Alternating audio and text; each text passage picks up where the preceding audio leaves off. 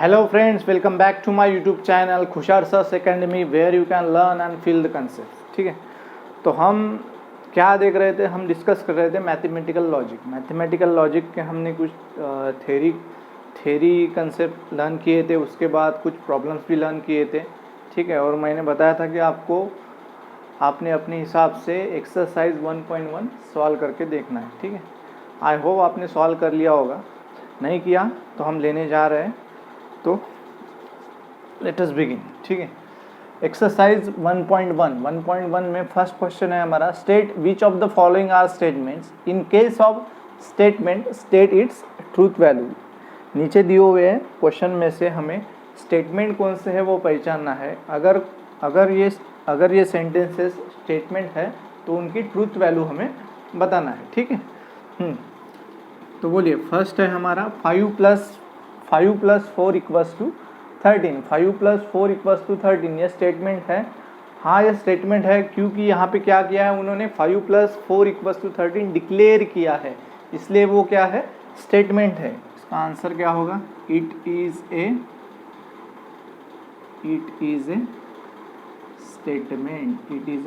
Statement. ठीक है, उसके बाद अगर ये स्टेटमेंट है तो उसकी ट्रूथ वैल्यू हमें निकालना है। तो इसकी ट्रूथ वैल्यू क्या है, ये क्या है, 5 + 4 = कितना होता है, 9। लेकिन यहाँ दिया क्या है, 5 + 4 = 13 दिया है, मतलब इसकी ट्रूथ वैल्यू क्या है, फॉल्स है। इसकी ट्रूथ वैल्यू क्या है, false. Its truth value is therefore its truth value is false। Truth value is false. Next बोलिए, x - 3 = 14। यहाँ पे दिया है इक्वेशन x - 3 = 14। अब ये इक्वेशन देखिए, x - 3 = 14, ये x की किस वैल्यू के लिए इक्वेशन सेटिस्फाई हो रहा है। अगर मैं यहाँ पे 17 रखूँ तो 17 - 3 = 14। ठीक है, ये स्टेटमेंट है या नहीं वो देखना है हमें पहले। ठीक है, 17 - 3 = 14 आ गया, लेकिन यहाँ पे मैंने क्या 16 रख दिया तो क्या होगा, 16 - 3 कितना हो जाएगा, 13। 15 रख दिया तो क्या होगा, 15 - 3 = 12 हो जाएगा। ठीक है, मतलब x की डिफरेंट वैल्यूज़ के लिए रिजल्ट क्या आ रहा है, यहाँ पे डिफरेंट आ रहा है। मतलब ये जो इक्वेशन है, it varies from value to value. x की डिफरेंट वैल्यूज़ के लिए रिजल्ट क्या आ रहा है, डिफरेंट आ रहा है। तो ऐसे सेंटेंसेस जो पर्सन टू पर्सन वैल्यू होते हैं या वैल्यू टू वैल्यू वैल्यू होते हैं, उस टाइप के सेंटेंसेस को हम क्या बोलते थे, ओपन सेंटेंस। तो ये क्या है आपका, it is A open sentence. Therefore ये स्टेटमेंट है या नहीं, it is not a statement.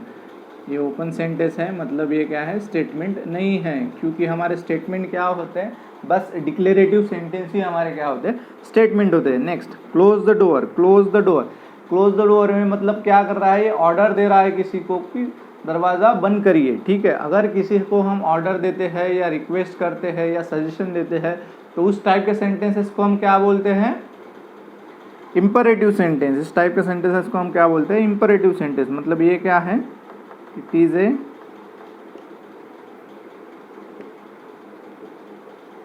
imperative sentence, therefore it is not a statement। अगर आपने पहले के बेसिक्स के लेक्चर देखे हैं, बेसिक्स के वीडियो देखे हैं, तो ये सब आपको इजी जाएगा। जो स्टूडेंट इस वीडियो को डायरेक्टली देख रहे हैं तो मैं उन्हें सजेस्ट करता हूँ कि पहले की बेसिक्स की वीडियो देखिए। ये आपको 2 मिनट नहीं लगेंगे, 2 सेकंड भी नहीं लगेंगे पहचानने को। ठीक है, आपको फटाफट याद आ जाएगा कि क्या पढ़ाया था मैंने। ठीक है, तो मैं सजेस्ट करता हूँ कि अगर किसी ने मेरे पहले वीडियोस देखी नहीं तो आप देख लो, लिंक यहाँ पे डिस्क्रिप्शन में आपको मिल जाएगी। ठीक है, नेक्स्ट है, 0 इज़ अ कॉम्प्लेक्स नंबर। ये डिक्लेरेटिव सेंटेंस है या असर्टिव सेंटेंस है, हाँ ये डिक्लेरेटिव सेंटेंस है, क्योंकि यहाँ पे डिक्लेयर किया है कि 0 इज़ अ कॉम्प्लेक्स नंबर, इसने बताया। मतलब ये क्या है, आपका स्टेटमेंट है। It is a statement. इसकी ट्रूथ वैल्यू बताइए, 0 इज़ अ कॉम्प्लेक्स नंबर। 0 आपका कॉम्प्लेक्स नंबर है, हाँ 0 रियल नंबर भी है, लेकिन 0 को हम कैसे लिख सकते हैं, 0 is equals to 0 plus 0 i, ऐसे भी लिख सकते हैं। Every number is a complex number, ठीक है, every real number is a complex number, तो इसको हम लिख सकते हैं ऐसा, इसलिए ये क्या है, कॉम्प्लेक्स नंबर है। Therefore its truth value is, therefore its truth value is क्या है, true, truth value is true. Please get me a breakfast, please get me breakfast, ये क्या कर रहा है, रिक्वेस्ट कर रहा है, तो रिक्वेस्ट कर रहा है तो क्या है हमारा रिक्वेस्ट, हम जिस सेंटेंसेस में हम रिक्वेस्ट करते हैं उस वो सेंटेंसेस क्या होते हैं हमारे, इम्पेरेटिव सेंटेंस। तो ये क्या है आपका, it is A imperative sentence, it is A imperative sentence, ठीक है, it is a imperative sentence. Therefore अगर ये इम्पेरेटिव सेंटेंस है तो क्या है, स्टेटमेंट है या नहीं, it is not a statement, it is not a statement, ठीक है, it is not a statement. Next, congruent triangles are similar, congruent triangles are similar. ये क्वेश्चन सॉल्व करने के लिए थोड़ा बेसिक्स लगेगा, मैं बता दूँ। पहले तो आपको पता होना चाहिए कॉन्ग्रुएंट ट्रायंगल्स और सिमिलर ट्रायंगल्स क्या होता है। तो कॉन्ग्रुएंट ट्रायंगल्स क्या होते हैं, कॉन्ग्रुएंट ट्रायंगल्स क्या होते हैं, ऐसे दो ट्रायंगल्स मान लो कॉन्ग्रुएंट कब होते हैं, जब कॉन्ग्रुएंट ट्रायंगल्स कब होते हैं, जब उनके ये करस्पॉन्डिंग साइड्स, तीनों भी करस्पॉन्डिंग साइड्स क्या है, सेम है, तीनों भी करस्पॉन्डिंग साइड्स की लेंथ क्या है, सेम, मतलब this equals to this, this equals to this and this equals to this, ऐसे तीनों भी करस्पॉन्डिंग साइड्स की लेंथ सेम है, और करस्पॉन्डिंग एंगल्स, ये एंगल और ये थर्ड एंगल, ये एंगल, इन तीनों की एंगल का मेजर भी सेम होता है, उस टाइप के ट्रायंगल्स को हम क्या बोलते हैं, कॉन्ग्रुएंट एंगल। कॉन्ग्रुएंट एंगल क्या होता है, जब आपके तीनों भी ट्रायंगल के तीनों भी साइड्स की लेंथ सेम होती है और एंगल्स भी सेम होते हैं, उस टाइप के ट्रायंगल्स को हम क्या बोलते हैं, कॉन्ग्रुएंट एंगल्स। ये हो गए मेरे कॉन्ग्रुएंट ट्रायंगल्स, ठीक है, कॉन्ग्रुएंट ट्रायंगल्स। अब सिमिलर ट्रायंगल्स क्या होते हैं, सिमिलर ट्रायंगल्स क्या होते हैं, सिमिलर ट्रायंगल्स कैसे होते हैं हमारे, मान लो ये एक ट्रायंगल है,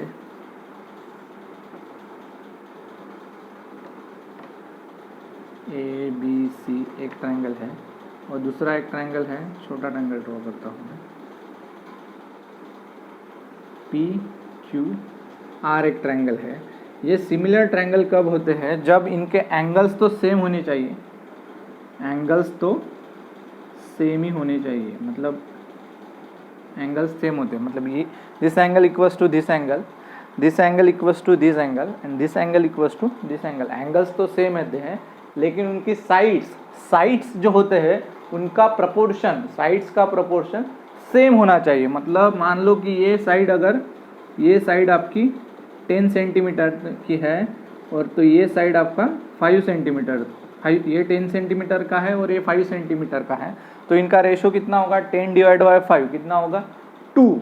तो बाकी साइड्स का भी रेशो क्या होना चाहिए, सेम ही होना चाहिए। मतलब ये हो गया 10, 5, तो ये हो गया आपका 12, 6, या ये 12, 6, 8, 4, तो इनका रेशो बताइए। मतलब ये साइड का AB डिवाइड बाय PQ कितना है, 10/5, 2। नेक्स्ट क्या है आपका BC divide by QR, BC divide by QR, BC की लेंथ कितनी है 12, QR की लेंथ कितनी है 6, ये कितना हो गया 2। नेक्स्ट क्या है AC divide by PR, AC कितना है आपका 8, PR की कितना है 4, इसका रेशो कितना है 2। मतलब हर साइड का रेशो सेम है, तो वो क्या होते हैं, सिमिलर ट्रायंगल्स। वो क्या होते हैं, सिमिलर ट्रायंगल्स। ये आपके हो गए सिमिलर ट्रायंगल्स, ये क्या हो गए आपके सिमिलर ट्रायंगल्स, और ये क्या हो गए कॉन्ग्रुएंट ट्रायंगल। तो उन्होंने क्वेश्चन क्या पूछा है, congruent triangles are similar, congruent triangles similar होते हैं ऐसा बताया उन्होंने। होते हैं क्या, देखते हैं। सिमिलर ट्रायंगल्स के लिए क्या होना चाहिए, एंगल्स तो सेम होने चाहिए। कॉन्ग्रुएंट ट्रायंगल्स के एंगल सेम है, हाँ जी एंगल सेम है।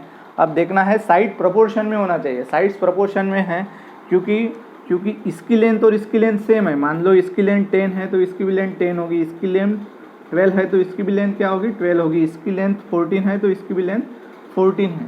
ठीक है, तो इनके रेशोज ले लो, इनके रेशोज ले लो। मैं नाम दे देता हूँ ABCPQR। रेशोज ले लो आप, रेशोज ले लो। AB अपॉन ये साइड करस्पॉन्डिंग साइड कौन से है PQ, कितना है 10 अपॉन 10, कितना है 1। नेक्स्ट ये ले लो BC upon QR, BC upon QR। BC की लेंथ कितनी है 14 अपॉन 14, ये कितने आ गए 1। वैसे ही AC अपॉन PR 12 अपॉन 12, कितना आएगा 1।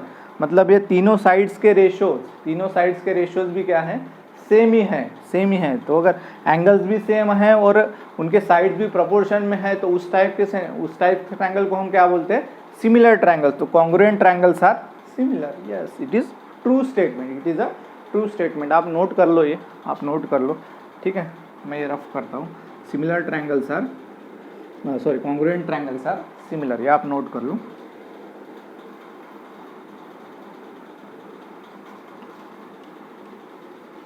तो पहले हमें क्या बताना है, ये स्टेटमेंट है क्या नहीं।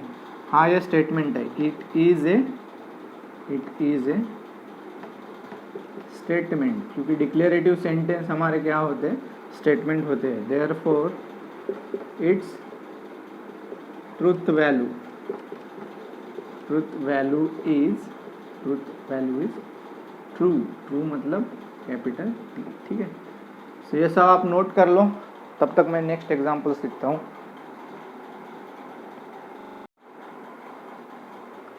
सो नेक्स्ट एग्जांपल है हमारे, नेक्स्ट क्या है हमारा x square equals to x. ये कौन सा स्टेटमेंट, ये स्टेटमेंट है या नहीं हमें पहचानना है पहले। ये सेंटेंस कौन सा है बताइए। X square equals to x वगैरह आए तो उस टाइप के सेंटेंसेस नॉर्मली हमारे लिए क्या होते हैं ओपन सेंटेंस ही होते हैं। देखो यहाँ पे x इक्वल्स टू 1 सब्स्टिट्यूट करो तो 1 स्क्वायर क्या आएगा 1 आएगा। ठीक है, मतलब x square equals to x तो आ गया, ये कंडीशन सेटिस्फाई होगी। उसके बाद 2 स्क्वायर इक्वल्स टू कितना आएगा 4, यहाँ पे आ रहा है x square equals to x आ रहा है, एक्स की वैल्यू क्या है 2, एक्स की वैल्यू क्या है यहाँ पे 2 है। और एक एग्जाम्पल 3 स्क्वायर इक्वल्स टू कितना आ रहा है 9। ठीक है, मतलब ये क्या हो रहा है x square equals to x किस वैल्यू के लिए सेटिस्फाई हो रहा है, बस एक ही वैल्यू की, दैट इज इक्वल्स टू 1, बस एक ही वैल्यू के लिए सेटिस्फाई हो रहा है। बाकी कोई भी वैल्यू सब्स्टिट्यूट करो वो क्या होगा, ये वैल्यू चेंज होती जाएगी। ठीक है, तो अगर कोई सेंटेंसेस पर्सन टू पर्सन या वैल्यू टू वैल्यू चेंज होता है तो उस प्रकार के सेंटेंसेस क्या होते हैं हमारे ओपन सेंटेंस। मतलब ये क्या होगा, it is a open sentence, it is a open sentence, therefore it is not a statement, ये स्टेटमेंट नहीं है। ठीक है, next a quadratic equation can not have more than 2 roots. Quadratic equation को 2 से ज़्यादा रूट्स नहीं हो सकते हैं। क्वाड्रेटिक इक्वेशन क्या होते हैं, the equation of the form ax square plus bx plus c equals to 0, ये हो गए आपके क्वाड्रेटिक इक्वेशन। इसके 2 ही रूट्स होते हैं, उससे ज़्यादा नहीं निकलते। आप एग्जांपल लेना हो तो ले लो आप, x square minus 4x plus 3, इसके रूट कितने आएंगे x इक्वल्स टू 3 और x इक्वल्स टू 1, 2 ही रूट आएंगे। और एक एग्जांपल ले लो x square minus 5x plus 6, इसके रूट कितने आएंगे x इक्वल्स टू 2 और x इक्वल्स टू 3, ऐसे 2 ही रूट्स आएंगे। मतलब क्वाड्रेटिक इक्वेशन के 2 से ज़्यादा तो रूट्स नहीं हो सकते हैं। ठीक है, तो इन्होंने क्या बोला है, the quadratic equation can not have more than 2 roots. वही बोला है कि क्वाड्रेटिक इक्वेशन को 2 से ज़्यादा रूट नहीं हो सकते। तो ये स्टेटमेंट है, हाँ जी ये स्टेटमेंट है, इट इज़ ए स्टेटमेंट। उसके बाद उसकी ट्रूथ वैल्यू बताना है, ये ट्रू है, हाँ इसने बताया है ना कि क्वाड्रेटिक इक्वेशन को 2 से ज़्यादा रूट्स नहीं हो सकते, मतलब ये क्या है ट्रू है। Therefore its truth value is true. ठीक है, next do you like mathematics, यहाँ पे क्वेश्चन मार्क है।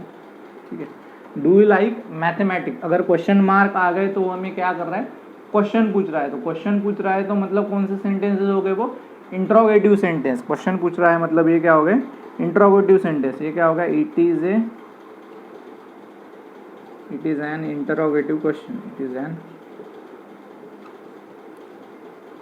Interrogative sentence, it is an interrogative sentence, therefore it is not a statement, therefore it is not a statement। ठीक है, next इन्होंने क्या बोला है, the sun sets in the west, the sun sets in the west. ठीक है, तो सन कहाँ पे सेट्स होता है, वो राइज किस साइड में होता है, ईस्ट में राइज होता है, और सेट कहाँ पे होता है, वेस्ट में होता है। मतलब सन सूर्य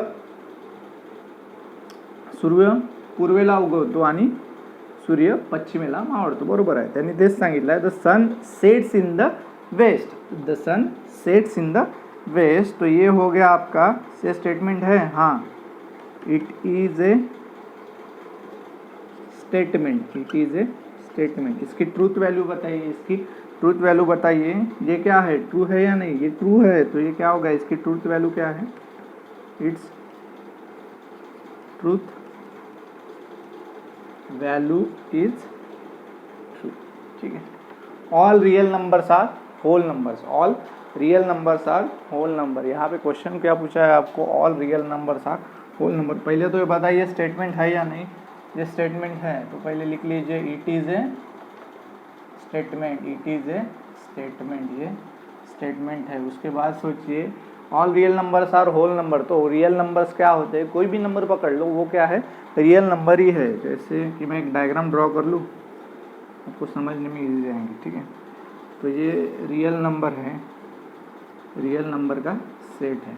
रियल नंबर में कौन से नंबर रहते हैं, कोई भी नंबर, -2, 0, -1.20, 1/2, ये सब रियल नंबर्स हैं। ठीक है, उसके बाद रियल नंबर्स में हमारे कौन से नंबर आते हैं, रियल नंबर्स में हमारे पहले तो आता है रैशनल नंबर। ठीक है, रैशनल नंबर कौन से हो गए, जिसको हम p/q के फॉर्म में लिख सकते हैं, वैसे हो गए, मतलब -2, 2/3, 2/3, -0.5, ये हमारे क्या है, रैशनल नंबर। उसके बाद कौन से है हमारे, इरेशनल नंबर क्या सेट के बाहर आता है, इरेशनल नंबर यहाँ आता है, इस सेट के बाहर आता है। ठीक है, इरेशनल नंबर कौन से हमारे, बताइए इरेशनल नंबर, बड़ा कर लो थोड़ा। इरेशनल नंबर कौन से होते हैं, जिसको p/q के फॉर्म में लिख नहीं सकते, वो √2, ये पाई, ऐसे हो गए आपके इरेशनल नंबर, रैशनल नंबर। उसके बाद आते हैं, उसके बाद कौन से नंबर आते हैं अपने,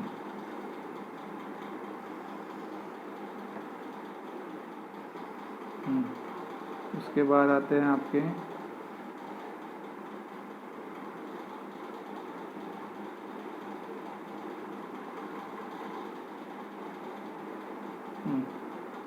उसके रैशनल नंबर इंटीजर्स। ठीक है, इंटीजर्स कौन से होते हैं आपके, -2, -3, 0, 1, 2, 3, ये हो गए आपके इंटीजर्स। इंटीजर्स के बाद होते हैं होल नंबर्स, ये -2, -3, 0, 1, 2, 3 आपके इंटीजर्स हो गए। उसके बाद होल नंबर्स,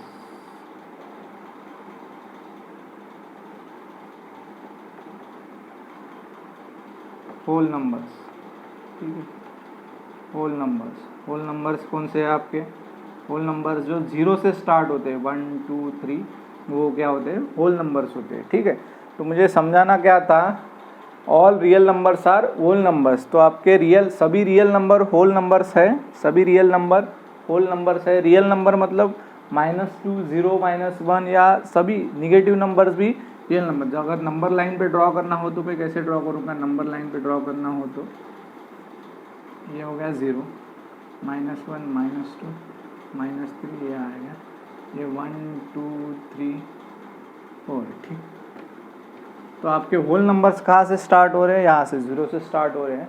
और नेचुरल रियल नंबर्स तो सभी रियल नंबर्स है। तो इन्होंने क्या पूछा है कि all real numbers are whole numbers, all real numbers are whole numbers. सभी रियल नंबर होल नंबर्स है, सभी रियल नंबर होल नंबर्स है नहीं। -1 -2 -3 ये रियल नंबर्स है लेकिन वो होल नंबर नहीं है, मतलब ये स्टेटमेंट क्या है, फॉल्स है। अगर इसकी जगह क्या होता, ऑल होल नंबर्स आल रियल नंबर्स ऐसा होता तो ये स्टेटमेंट ट्रू होता, लेकिन यहाँ पे दिया क्या है, all real numbers are whole numbers, मतलब ये क्या है, फॉल्स है। Therefore its truth value is false, therefore its truth value is false. तो ये हो गया सेट सबसेट बताना चाह रहा था मैं। रियल नंबर्स के सबसेट कौन से हैं, rational number, irrational number, integers, whole number, ठीक है, ये सब क्या है, रियल नंबर्स के सबसेट है। मतलब क्या होता है, all whole numbers are real numbers, all integers are real numbers, all rational numbers are real numbers, but all real numbers are whole numbers ऐसे नहीं बोल सकते। हम क्या बोल सकते हैं, all whole numbers are real numbers, क्योंकि रियल नंबर्स के अंदर क्या है, हमारा होल नंबर्स है।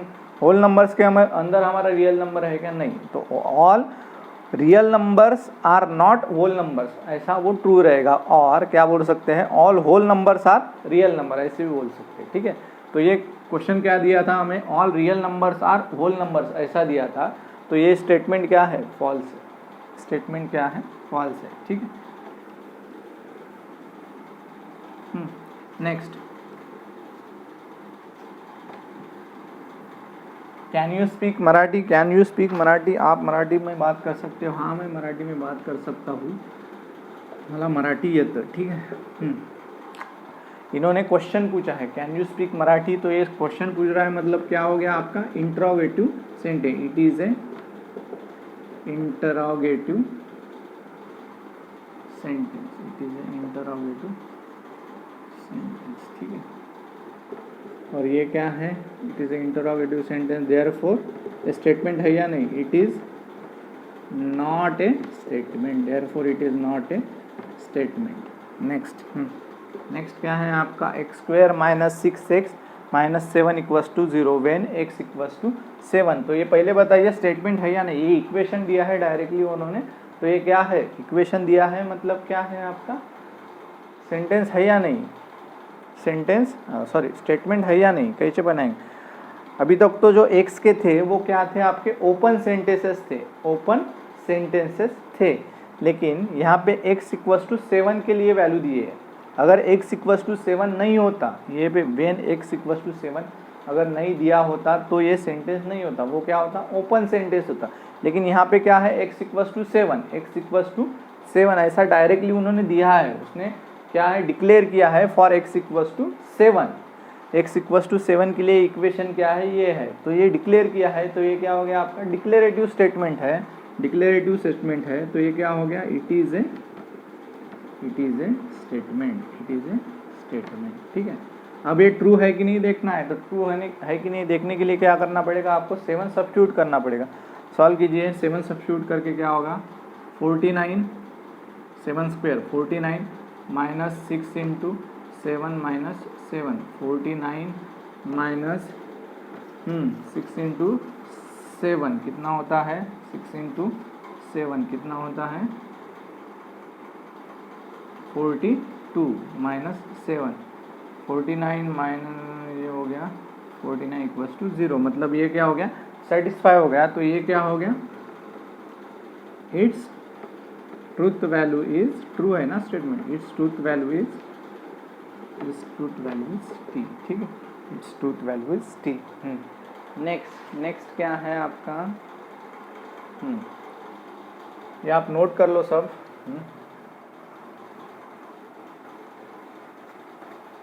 दो और बचे हैं, वो ले आऊंगा।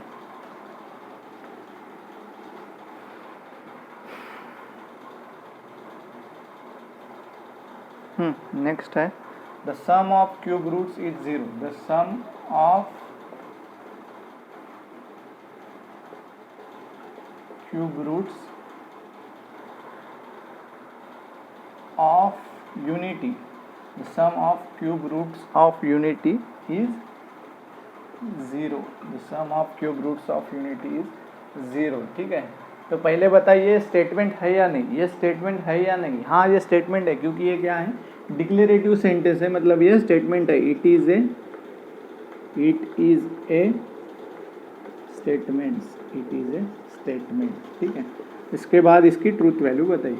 The sum of cube roots of unity is 0। आपने कॉम्प्लेक्स नंबर में क्यूब रूट ऑफ यूनिटी पढ़ा था, तो मैं एक बार रिवाइज कर लूँ। क्यूब रूट ऑफ यूनिटी कैसा होता था, तो एक्स क्यूब इक्वल्स टू 1। ठीक है, मुझे एक्स क्यूब इक्वल्स टू 1 इसका क्यूब रूट निकालना है, तो मैं क्या करूँगा, x cube minus 1 equals to 0 लिखते थे हम, x cube minus 1 equals to 0। Then x minus 1 हो गया, और ये क्या होगा, x square plus x plus 1। ठीक है, ये हो गया एक इक्वेशन। अगर इसको सॉल्व किया तो x इक्वल्स टू हमें 1 मिल जाएगा, और ये क्या हो गया हमारा क्वाड्रेटिक इक्वेशन। और x इक्वल्स टू 2 वैल्यूज मिलते थे, कौन से -1 प्लस √3i डिवाइड बाई 2 और -1 माइनस √3i डिवाइड बाई 2, ऐसे 2 वैल्यूज मिलते थे। ठीक है, तो x के कौन से रूट्स हैं, 3 रूट्स हैं ना, कौन से 1, और ये वैल्यू को हम रिप्रेजेंट करते थे ओमेगा से, ओमेगा, और ये वैल्यू को हम रिप्रेजेंट करते थे ओमेगा स्क्वायर से, और ये वैल्यू को हम रिप्रेजेंट करते थे ओमेगा स्क्वायर से। ठीक है, अगर इन दोनों की एडिशन की हमने, इन दोनों की एडिशन की तो क्या आता था, वो 0। ये हमारा स्टैंडर्ड रिजल्ट भी था। मतलब क्या है, the cube root of unity is 0। तो इन्होंने यही दिया है, the sum of the cube roots of unity is 0। Sorry, the sum of the cube roots of unity is 0। तो ये ट्रू है या नहीं, it is a true statement, therefore its truth value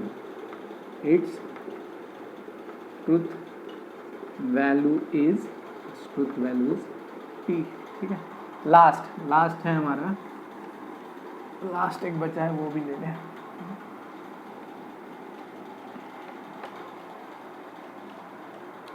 last क्या है, इट रेन्स हेवीली,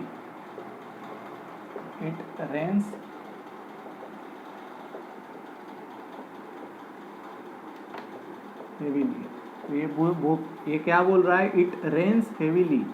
ठीक है, मतलब जो बारिश हो रही है वो बहुत ज़ोरों की हो रही है। ठीक है, ये स्टेटमेंट है या नहीं बताइए। पहले तो ये सेंटेंस कौन सा है बताइए, ये डिक्लेरेटिव सेंटेंस है? नहीं, ये डिक्लेरेटिव सेंटेंस नहीं है, क्योंकि अगर किसी ने बोल दिया कि बारिश बहुत ही ज़्यादा हो रही है, ऐसा बोल दिया, तो उसके लिए लग सकता है कि वो बारिश ज़्यादा है, लेकिन मेरे लिए नहीं, क्योंकि मैंने पहले इससे ज़्यादा भी बारिश देखी होंगी। ठीक है, तो मुझे नहीं लगेगा कि वो इसके कंपैरिजन में ज़्यादा है बारिश। तो ठीक है, तो ये क्या हो रहा है सेंटेंस, ये सेंटेंस जो है वो पर्सन टू पर्सन वैरी हो रहा है। ये सेंटेंस क्या हो रहा है, पर्सन टू पर्सन वैरी हो रहा है। तो उस टाइप के सेंटेंसेस को हम क्या बोलते हैं, ओपन सेंटेंस। ये समझ में आ रहा है? तो वो क्या बोल रहा था कि उसने क्या कहा था कि इट रेन्स हेवीली, बारिश बहुत ज़्यादा हो रही है। लेकिन मान लो कि मैंने इससे ज़्यादा भी बारिश देखी है, तो मैं क्या बोलूँगा, पहले वाली बारिश इससे ज़्यादा थी, ये उसके हिसाब में, ये उसके हिसाब से उसके सामने कुछ भी नहीं है। ठीक है, तो मतलब क्या है, वो उसके हिसाब, वो उस आदमी के हिसाब से तो जो बारिश हो रही है वो बहुत ज़्यादा है, लेकिन वो मेरे लिए नहीं है। तो ये सेंटेंस जो है वो क्या हो रहा है, पर्सन टू पर्सन वैरी हो रहा है। वो सेंटेंस जो है वो पर्सन टू पर्सन वैरी हो रहा है। तो उस टाइप के सेंटेंसेस को हम क्या बोलते हैं, ओपन सेंटेंस। तो ये क्या हो गया आपका, it is A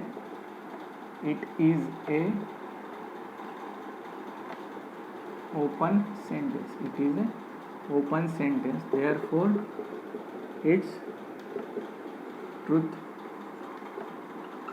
value is क्या है,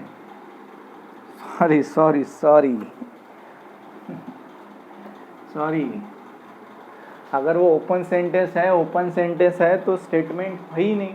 अगर स्टेटमेंट है ही नहीं तो क्या है, स्टेटमेंट है तो उसकी, स्टेटमेंट नहीं है तो उसकी ट्रूथ वैल्यू निकलेगी नहीं, उसकी ट्रूथ वैल्यू नहीं निकलेगी। तो इसका आंसर क्या आएगा, it is not a statement, it is not a statement. ठीक है, ये नया कुछ सीखने को मिला है, गलतियाँ भी सही होगी। It is not a statement. तो ठीक है, आप ये सब नोट कर लो। तो इसके बाद हम क्वेश्चन 2 चालू करते हैं।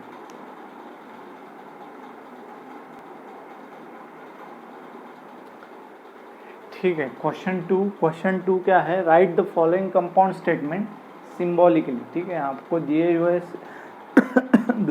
हुए कंपाउंड स्टेटमेंट को सिम्बॉलिकली लिखना है। ठीक है, सिम्बॉलिकली कैसे लिखते थे हम, फर्स्ट स्टेटमेंट क्या है, Nagpur is in Maharashtra and Chennai is in Tamil Nadu. Nagpur is in Maharashtra and Chennai is in Tamil Nadu. तो इनमें से दो स्टेटमेंट कौन से, कंपाउंड स्टेटमेंट का है ना, कंपाउंड स्टेटमेंट क्या होता है, दो या उससे ज़्यादा स्टेटमेंट क्या होते हैं, कंबाइन होते हैं। उस प्रकार के स्टेटमेंट को हम क्या बोलते हैं, कंपाउंड स्टेटमेंट। मतलब यहाँ पे कितने हैं, दो स्टेटमेंट्स है। कौन से, नागपुर इज इन महाराष्ट्र एक स्टेटमेंट हो गया, और उसके बाद है क्या हमारा लॉजिकल कनेक्टिव एंड लगाया, उसके बाद वाला स्टेटमेंट रहेगा वो क्या है, चेन्नई इज इन तमिलनाडु। तो यहाँ पे दो स्टेटमेंट कौन से है, तो वो आइडेंटिफाई कर लो पहले। Let he is what, Nagpur is in Maharashtra, Nagpur is in Maharashtra. ठीक है, सेकंड स्टेटमेंट क्या है, Chennai is in Tamil Nadu, Chennai is in Tamil Nadu. ये एक स्टेटमेंट हो गया। ठीक है, दो स्टेटमेंट हो गए। अब उसका सिंबॉलिक रिप्रेजेंटेशन लिखना है हमें। तो क्या होगा, it's therefore its symbolic form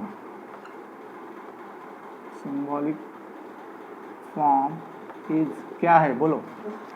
Nagpur is in Maharashtra का क्या है, P, उसके बाद है एंड को कैसे लिखते हैं, ऐसे। ठीक है, और चेन्नई इज इन तमिलनाडु, क्यों। ठीक है, बहुत इजी है ये। ठीक है, नेक्स्ट बोलो।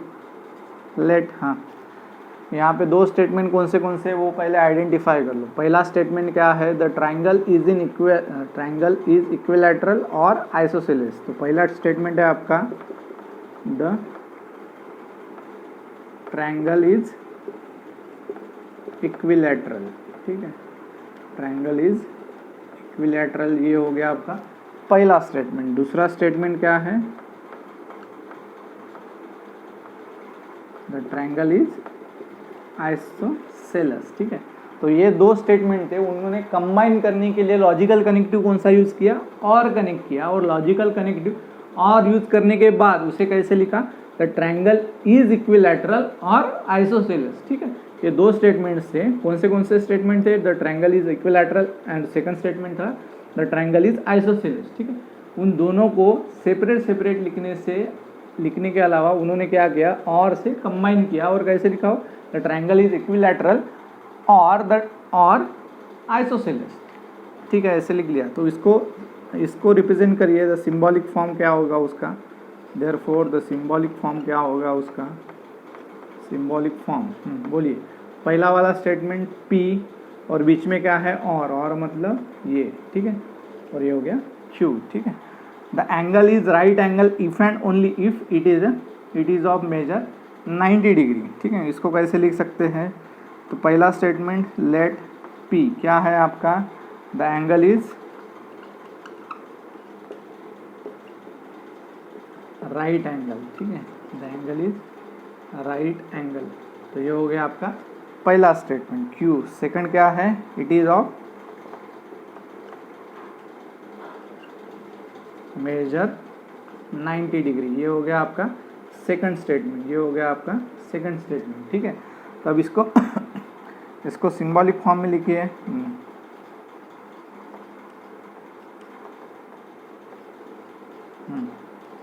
सिंबॉलिक फॉर्म क्या होगा आपका, P, पहले तो इसमें क्या दिया हुआ है, the angle is in right angle if and only if मतलब क्या है, ये bye conditional. If and only if के लिए क्या है, बाय कंडीशनल वाला साइन, ये हो गया बाय कंडीशनल Q। ठीक है, angle is neither acute nor एब्टूस।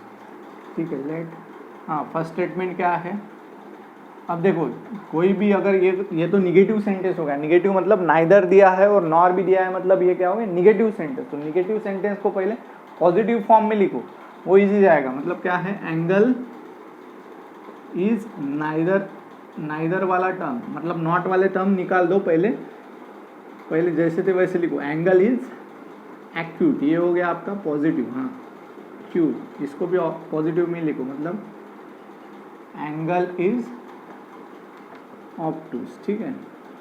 और बीच में क्या है, नॉर, नॉर मतलब और का उल्टा क्या होता है, नॉर। तो इसको कैसे लिख सकते हैं, the symbolic form, symbolic form कैसे होगा, सिंबॉलिक फॉर्म कैसे होगा इसका, तो पहले तो क्या है, एंगल इज नाइदर एक्यूट, आपका P क्या था, एंगल इज एक्यूट आपका P था, उसका निगेशन क्या होगा, एंगल इज नॉट एक्यूट, मतलब एंगल इज नाइदर एक्यूट, तो उसका निगेशन क्या होगा, निगेशन P, निगेशन P। और बीच में क्या है, और के लिए ये, ठीक है। और नॉर ऑब्टूस मतलब नॉट ऑब्टूस, ये आपका Q क्या था, एंगल इज ऑब्टूस, लेकिन यहाँ पे क्या बोला है, नॉट ऑब्टूस, मतलब क्या होगा, निगेशन Q, ठीक है, ऐसे लिखेंगे इसे।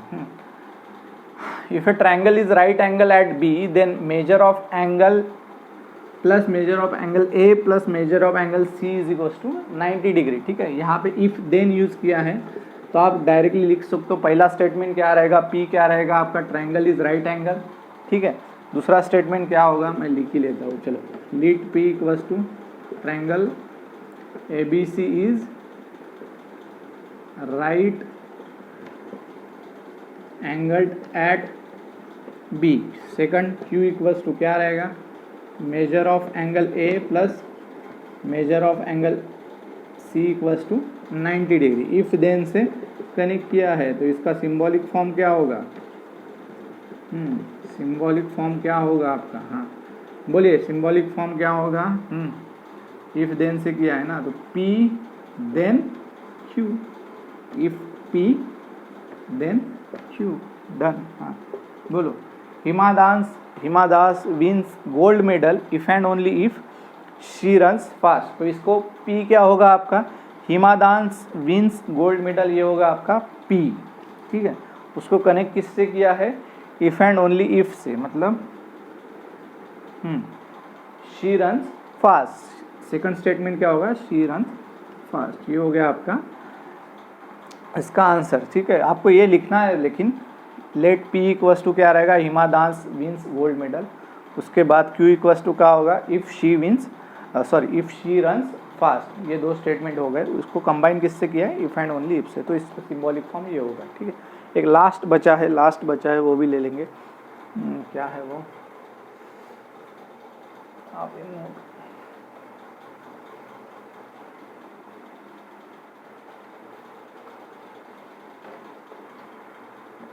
नोट करते जाइए, जिन्होंने नोट नहीं किया तो एक बार बैक करके पॉज करके लिख लो। क्या है, x is not irrational number, x is not irrational number but is a square of N integer, but is a square of an integer, ठीक है, square of an integer।